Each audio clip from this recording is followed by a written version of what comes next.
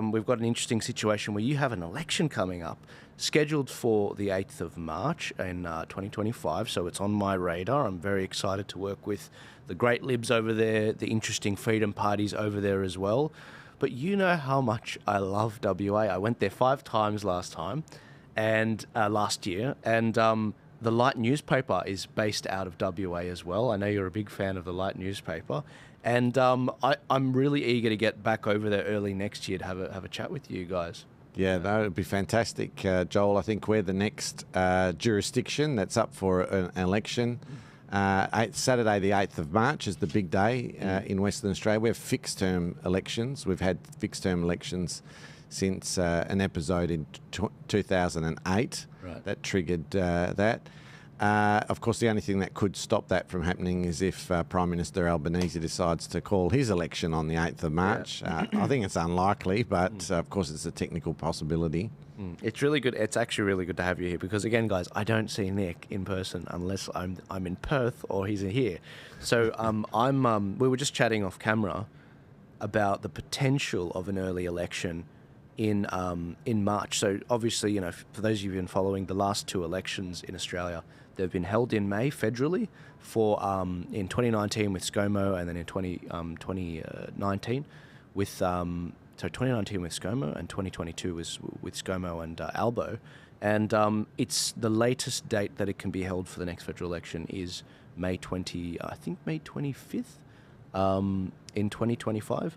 But he could call it early. Now, there's been a lot of speculation, especially on the east coast of Australia, that the Libs may go early because of how much they're internally dragging their feet on pre-selections in New South Wales, in, I think, Victoria as well, and potentially Queensland.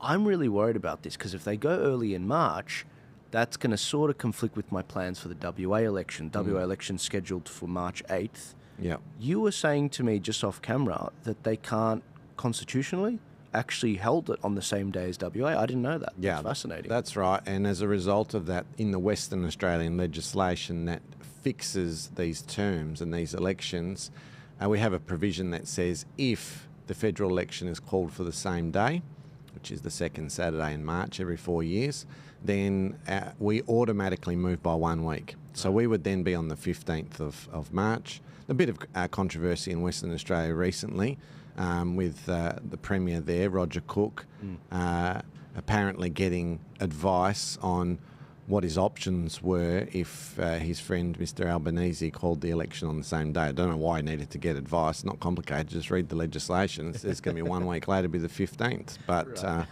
anyway, that's Mr Cook for you. Do you think that would help the WA Libs if it was actually pushed back an extra week? Or if it would be total chaos. I mean, if Prime Minister Albanese wants to call the election on the 8th of March and force Western Australia into having it on the 15th of March, it would be chaos because you'll then have an overlap with regard to early voting. And as you know, Joel, early voting has become a bigger and bigger thing with each election. The percentage of people that vote early is on the rise. And so to have the overlap of early voting with state and federal, it'll be chaos. Labor will be blamed. So, look, selfishly, I hope Albanese does it, but I don't think if he's got any sensible advisors in his office, they're not going to tell him to do it on the same day. So it would hurt Labor more. Absolutely, because it will be chaos and people will be annoyed.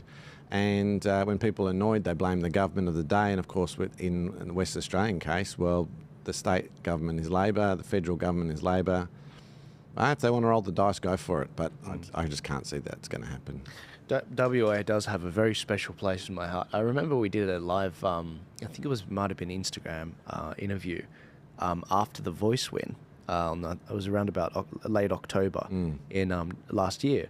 And I really liked it. I hope you enjoyed that particular clip. Remember to like, subscribe, share this video, get it out there. We've got to break the echo chamber. But also, if you're trying to get a hold of me a little bit more directly, I have actually a whole membership group of people on Buy Me a Coffee. It's kind of a overrated eyebrow club that I've formed. You guys know how much I love eyebrows. If you click the link in my description or if you click the link in my bio, you will actually see a link to join the Buy Me a Coffee family that I'm building.